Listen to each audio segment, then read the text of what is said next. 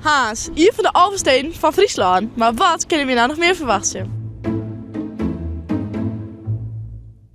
Het komt misschien als een verrassing, maar Haas is een van de oudste steden van Nederland. Het is bijvoorbeeld ouder dan Lauwert, Dokkum en Amsterdam. Haas had namelijk in 1234 als stadsrechten gekregen.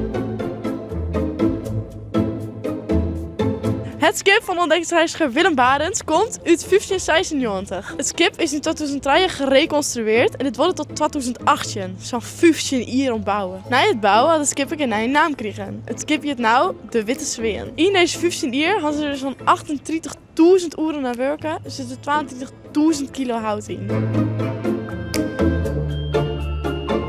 Ooit stond Haas bekend om de walvisvangst. Nou willen ze best een lieve rijder van de ondiepe wetteren.